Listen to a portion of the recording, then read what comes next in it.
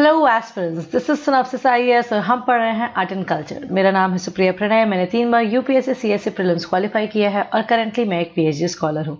तो चलिए शुरुआत करते हैं। पहला चैप्टर जो हम यहाँ देखेंगे वो है introduction to art and culture. इसमें हम ये समझने की कोशिश करेंगे कि बेसिकली आर्ट क्या होता है, कल्चर क्या होता है, आर्ट के सब टाइप्स क्या हैं और यूनेस्को की जो टैंजिबल और इनटैंजिबल कल्चर के रूप में जो उनका क्लासिफिकेशन है उसको समझेंगे। So let's begin. पूरे इतिहास में हम देखते हैं कि आर्ट एंड कल्चर मनुष्य के जीवन का हमेशा से पार्ट रहा है। Every society whatever and wherever, दुनिया में कहीं भी हो, प्राचीन काल से लेकर आज तक, उसमें हमें आर्ट एंड कल्चर का इंटीग्रल रोल दिखता है। आर्ट एंड कल्चर वहाँ होता ही है, चाहे वो सभ्यता कैसी भी और कहीं की भी हो।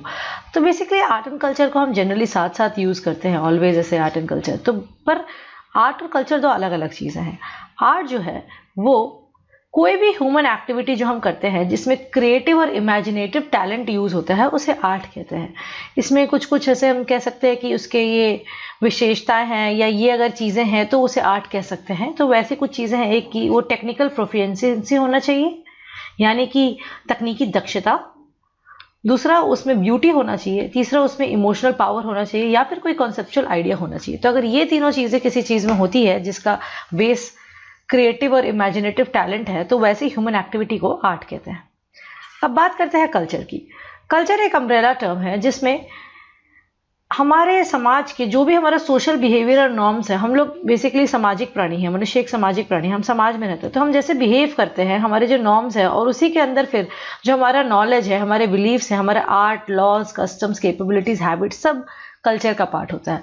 तो ध्यान देने वाली बात है, जैसा कि समझ आ रहा है, कल्चर एक ज़्यादा व्यापक चीज़ है और उसके अंदर का एक सब पार्ट है आर्ट। अगर ऐसे वेन डायग्राम में समझने की कोशिश करें तो कुछ इस प्रकार। मनुष्य जो है वो कल्चर को कैसे प्राप्त करता है, संस्कृति को कैसे प्राप्त करता है, किस माध्यम से प्राप्त करता है, तो उसके लिए है प्रोसेस ऑफ इनकल्चरेशन और प्रोसेस ऑफ सोशलाइजेशन। तो इन दो माध्यमों के जरिए वह संस्कृति को प्राप्त करता है। सोशलाइजेशन यानी कि हम जब लोगों से बात करते हैं तो उस इंटरेक्शन में हम बहुत कुछ सीखते हैं। कल्चरल नॉर्म जो है, हमने देखा कि किस तरह कल्चर का पार्ट नॉर्म्स भी है। तो सभ्यता के क्या नॉर्म्स है, क्या नियम कानून है। तो वो क्या होता है, बेसिकली वो होता है कि समाज में रहने के लिए क्या एक्सेप्टेबल है, उसका एक तरह से नियम कानून सा बन जाता है ऑटोमेटिकली विकास की प्रक्रिया में। तो वो जो है कि क्या एक्सेप्टेबल कंडक्ट है सोसाइटी में, वो बेसिकली कोडिफाई रूप में होगा अगर, तो उसे कल्चरल नॉर्म्स कहते हैं। ये एक तरह से गाइडलाइंस होते हैं कि क्या बिहेवियर होना चाहिए, क्या ड्रेस, लैंग्वेज होना चाहिए। आर्ट एंड कल्चर को कई बार हम स्पिरिचुअली भी लिंक समझ सकते हैं। It is interconnected to a spiritual angle. अब स्पिरिचुअल एंगल मतलब कैसे, स्पिरिचुअल क्या हुआ, स्पिरिचुअल होता है कि जब हम समझने की कोशिश करते हैं कि नेचर, ह्यूमन और भगवान के बीच में क्या कनेक्शन है, इसको हम कंटेम्पलेट करते हैं, हम ध्यान करते हैं, मनन करते हैं, तो इस चीज़ को कहते हैं कि स्पिरिचुअल बिलीफ सिस्टम आपकी क्या है। क्योंकि सारे के सारे जो स्पिरिचुअल बिलीफ सिस्टम है वो इन्हीं तीनों एस्पेक्ट्स को इंडिविजुअली डील करते हैं और इनके सह संबंध के बारे में बात करते हैं। तो मोस्ट ऑफ द टाइम्स हम देखेंगे कि आर्ट एंड कल्चर जो है वो स्पिरिचुअल बिलीफ सिस्टम से इंटीग्रेटेड है, उससे लिंक्ड है। कहीं ना कहीं ये इसे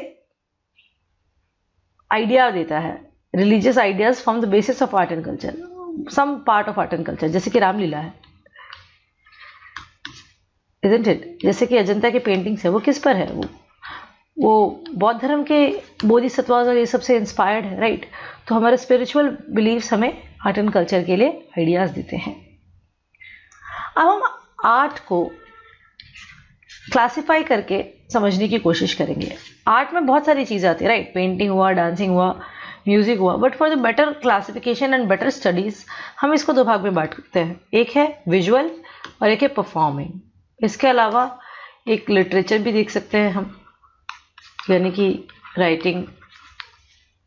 तो विजुअल में आता है, विजुअल जैसे कि अर्थ से समझ आता है कि नाम से ही एक्सप्लिसिट है एक्चुअली अर्थ, कि हम आंखों से जो देखते हैं, जो मूर्त रूप में हमें दिखता है, वो है विजुअल। तो इसमें आता है painting, sculpture, architecture. Performing art में होता है जिसमें व्यक्ति खुद अपनी कला दिखा रहा है, कोई ऐसे मूर्त ऑब्जेक्ट नहीं है, व्यक्ति की कला ही कला है। what he is doing, what she is performing is the art। तो इसमें क्या होगा, इसमें डांस है, म्यूजिक है, थिएटर है, isn't it?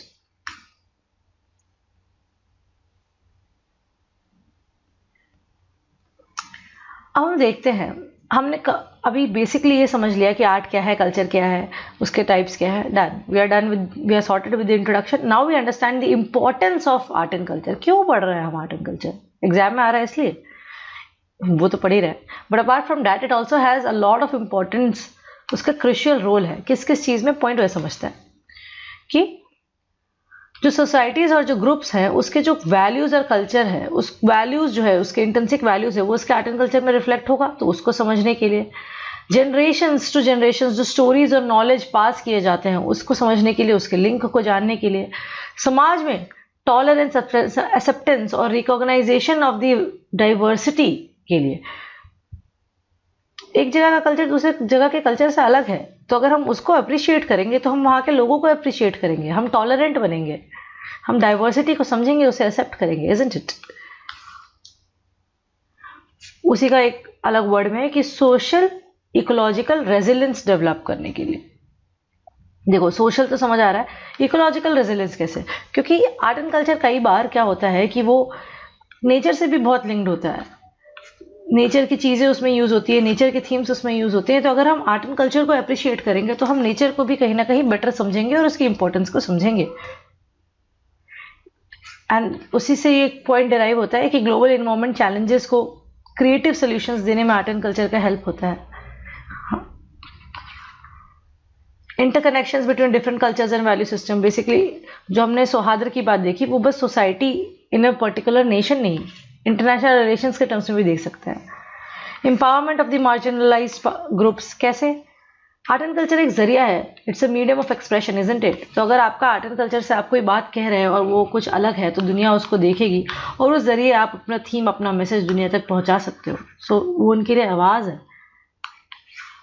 और जाहिर सी बात है कि वो क्या क्या वैल्यूज़ हमें डेवलप करती है, तो हमें एम्पैथी डेवलप करती है, हमें बिहेवियरल चेंज के लिए इंस्पायर करती है, क्योंकि उससे चीज़, उसको देखकर जो वो बताना चाह रहे हैं उसका इम्पैक्ट हम पर पड़ता है, तो हमारा हृदय परिवर्तन काइंड ऑफ होता है। हम जैसे कि नुक्कड़ नाटक हम कोई देखते हैं किसी इशू पर, तो वो थिएटर है, राइट, और वो किसी मुद्दे पर होता है, कई बार डोमेस्टिक वायलेंस पे हो रहा है, किसी भी चीज़ पे होता है, तो उसको देखकर हम समझ पाते हैं, हमारी एम्पैथी डेवलप हो जाती है, हम जो उसके पात्र है, जो वो मैसेज बताना चाहता है, उसको अनुभव कर पाते हैं और उसको समझकर हम अपने बिहेवियर को, अगर उसमें हमें रियलाइज़ होता है कि हम भी कहीं ना कहीं इस प्रॉब्लम के पार्ट है, तो हम खुद को बदलने की कोशिश करते हैं, बेहतर बनने की कोशिश कर सकते हैं। तो that is it, and that is again defined here in another word कि it propels transformational change in the mindset, in the institutions, in the organizations and the decision making process overall।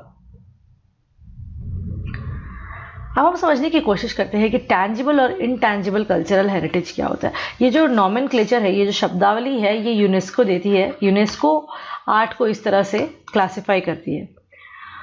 तो tangible का अर्थ होता है मूर्त। मूर्त यानी क्या होती है? कोई चीज़ हम जिसको हम छू सके, टैंजिबल, हमारे ना सेंसेस उसको टच कर सके। टच, टैंजिबल, टच याद रखना है। मूर्ति को हम छू सकते हैं, देख सकते हैं ना, मूर्त है। तो ऐसा जो आर्ट है उसे हम कहते हैं टैंजिबल कल्चरल हेरिटेज। आप सोच के देखो क्या क्या आएगा। क्या हम डांस को छू सकते हैं? क्या हम म्यूजिक को छू सकते हैं? नहीं ना। लेकिन हम बिल्डिंग को छू सकते हैं, हम स्कल्पचर को छू सकते हैं। बिल्डिंग यानी आर्किटेक्चर, स्कल्पचर तो हमें पता ही है मूर्ति ही है, तो मूर्त से मूर्ति। पेंटिंग को छू सकते हैं। तो बेसिकली काइंड ऑफ हम रिलेट कर सकते हैं कि जो विजुअल आर्ट है उसी को दूसरे तरह से डिफाइन करके कि वो हमें मूर्त रूप में दिख रहा है, उसे हम टैंजिबल कल्चरल हेरिटेज कह सकते हैं। अब इनटैंजिबल क्या होगा? उसका अपोजिट अमूर्त, डांस, म्यूजिक, थिएटर। लेकिन इसमें बहुत और भी चीज़ें होती हैं, ठीक है। कीवर्ड्स इंपॉर्टेंट है क्योंकि ये जो डेफिनेशन है ना, ये यूनेस्को का है, मतलब चीज़ें वही हैं पर उसको कहने का तरीका अलग है। देखो, it indicates practices, representations, expressions, knowledge and skills। किसी आर्ट में ये चीज़ें जो यूज़ होंगी वो इसका पार्ट है, प्लस उसमें जो इंस्ट्रूमेंट्स, ऑब्जेक्ट्स, आर्टिफैक्ट्स और जो कल्चरल स्पेसेस उससे एसोसिएटेड है वो, साथ ही जो ग्रुप और इंडिविजुअल उससे इन्वॉल्व है, जो इस कल्चरल हेरिटेज को संभाल रखे हैं, जो इसके द्योतक है, जो आर्टिस्ट हैं, वो ये सारे मिलकर इंटेंजिबल हेरिटेज बनाते हैं।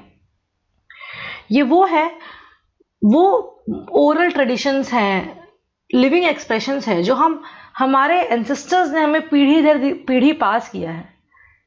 बेसिकली ये हमारे जहन में है, इसका कोई ऐसा गिफ्ट पैक करके नहीं दे रहे हैं मूर्त रूप से हाथ में ये धरो, पर हमें जो कलाएं सिखाई गई, हमें जो कहानी किस्से सुनाए गए, हमें जो तौर तरीके बताए गए, वो एक जनरेशन से दूसरे जनरेशन पास हुआ। मूर्त नहीं है पर वो है, वो मौजूद है, बाकायदा हमारे जिंदगी का हिस्सा है।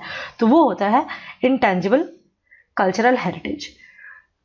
एग्जाम्पल में हो गया oral traditions, performing arts, local knowledge, traditional craft skills, social practices, rituals, festive events, practices concerning nature.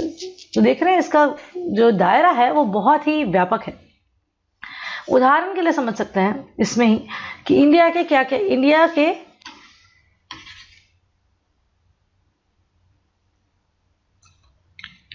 14 art इस लिस्ट में शामिल है, यूनेस्को की जो इंटैंजिबल कल्चरल हेरिटेज की जो लिस्ट है। तो उसको यहाँ से समझते हैं। जो ओरल ट्रेडिशंस है उसका पार्ट है जो वैदिक चैंटिंग्स हैं। परफॉर्मिंग आर्ट में जो रमन है, मोडियट्टू है, ये सब छाऊ डांस है। ट्रेडिशनल क्राफ्ट स्किल में ठठेराज ऑफ पंजाब का जो ब्रास का जो वर्क है। रिचुअल्स में अभी हमने, और फेस्टिव इवेंट्स में कुंभ मेला है, नवरोज है। हमने देख रखा है कि अगर आप करंट अफेयर्स फॉलो करते हैं तो दुर्गा पूजा को ऐड किया गया है। Durga Puja of Bengal has been added, that is the 14th one. तो आई होप आप समझ गए होंगे। अब हम थोड़ा ये जो यूनेस्को की जो हम लिस्ट के बारे में बात कर रहे थे उसको थोड़ा बेटर समझते हैं। यूनेस्को का एक कन्वेंशन है, UNESCO convention for safeguarding of the intangible cultural heritage. ये जो एक जनरल कॉन्फ्रेंस हुई थी 2003 में, उसके बाद 2006 में वो कन्वेंशन फोर्स में आई। और ये देखो यूनिवर्सल नहीं है, 178 स्टेट्स ने इसे रेटिफाई किया है। तो ये जो है कन्वेंशन, ये कोशिश करता है कि interdependence between intangible cultural heritage और tangible cultural and natural heritage को वो स्टैब्लिश कर पाए, लोगों को बता पाए, और ये एक्नॉलेज करा पाए कि जो इंटेंजिबल कल्चरल हेरिटेज है वो हमारे कल्चरल डाइवर्सिटी का बहुत ही इंपॉर्टेंट सोर्स है और सस्टेनेबल डेवलपमेंट का भी ड्राइवर है। यानी अगर हमें सस्टेनेबल डेवलपमेंट चाहिए तो हम इन परंपराओं का इस्तेमाल कर सकते हैं, इसी के लिए उनका संरक्षण इंपॉर्टेंट है। तो इस पर्पस क्या है भाई इस कन्वेंशन का, क्या ज़रूरत पड़ी इनको इतनी मेहनत करने की? तो पहला, सेफगार्ड करना है इंटेंजिबल कल्चरल हेरिटेज को, राइट। दूसरा, रिस्पेक्ट जगाना है लोगों के बीच, जो इन लोगों के लिए, जो कम्युनिटीज, ग्रुप्स और इंडिविजुअल्स इन कल्चरल हेरिटेज से एसोसिएटेड है, उन लोगों के लिए, उन आर्टिस्ट के लिए रिस्पेक्ट जगाना है। अवेयरनेस क्रिएट करना है हर स्तर पर, लोकल, नेशनल, इंटरनेशनल, की इंपॉर्टेंस क्या है इंटेंजिबल कल्चरल हेरिटेज का, और उसका अप्रिशिएशन दिलाना है कि लोग उसको अप्रिशिएट करें, और इंटरनेशनल कोऑपरेशन और असिस्टेंस को बढ़ावा देना है ताकि ये सारे काम सहभागिता के साथ पूरे किए जा सके। तो ये जो इंटेंजिबल कल्चरल हेरिटेज है इसको भी डिवाइड किया गया है, इसके 5 ब्रॉड डोमेन से देख सकते हैं। एक है ओरल ट्रेडिशन, एक है परफॉर्मिंग आर्ट्स, एक है सोशल प्रैक्टिसेस, रिचुअल्स, फेस्टिवल्स, ये सब इसी में आ गए। एक है नेचर से रिलेटेड नॉलेज वगैरह, और एक है क्राफ्टमैनशिप। अभी हमने एग्जांपल देखा था, फिर से रिवाइज करते हैं हल्का सा। परफॉर्मिंग आर्ट में आ गया छाऊ डांस, रमन, मोडियट्टू। सोशल प्रैक्टिसेस और फेस्टिवल्स में आ गया नवरोज, कुंभ मेला, दुर्गा पूजा। क्राफ्ट में पंजाब के ठठेराज। ओरल ट्रेडिशंस में वैदिक चैंटिंग्स, बुद्धिस्ट चैंटिंग्स। ठीक है, क्लियर? ये जो कन्वेंशन है इसने एक फंड भी इस्टेब्लिश किया था, इंटेंजिबल कल्चरल हेरिटेज फंड। इसका काम ये था कि ऑफ कोर्स क्या ही काम होगा, ये जो इनका जो मैंडेट था उसमें मदद करने के लिए। और ये पैसा कहाँ से आएगा? पैसा आएगा जो स्टेट पार्टीज, हमने देखा था ना 178 पार्टीज इसको रेटिफाई कर चुकी हैं, तो वो कंट्रीब्यूट करती हैं, और साथ में जनरल कॉन्फ्रेंस ऑफ यूनेस्को से भी फंड आता है। वो जो यूनेस्को का जो क्लासिफिकेशन है उसी के आधार पर इंडिया की जो मिनिस्ट्री ऑफ कल्चर है वो भी खुद का एक national list of intangible cultural heritage बनाई है।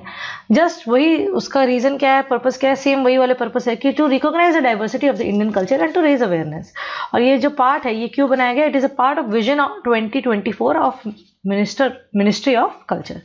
ये ऐसा एमसीक्यू में बोलेंगे, एक स्टेटमेंट डाल देंगे तो हमें लगेगा, जनरली हमें लगेगा कि पता नहीं है कि नहीं है, पढ़ा तो नहीं है। तो याद रखना है कि ये विजन 2024 का पार्ट है।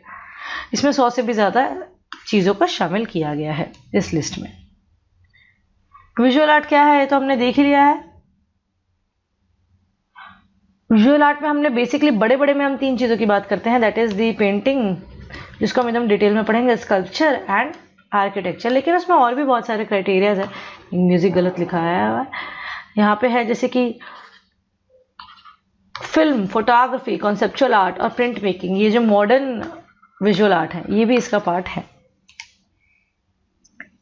परफॉर्मिंग आर्ट क्या है ये भी हमने देख लिया कि जिसमें आर्टिस्ट खुद अपने बॉडी का प्रयोग करके, अपने वॉइसेस का प्रयोग करके आर्टिस्टिक एक्सप्रेशन देता है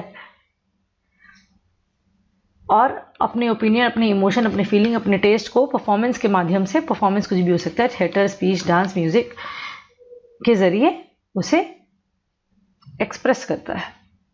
इसमें वो स्किल दिखाता है और ये लाइव होता है। ये डिफरेंस है। विजुअल आर्ट में किसी ने कुछ बनाया और वो हमेशा के लिए रह गया, एक बार बना रेडी।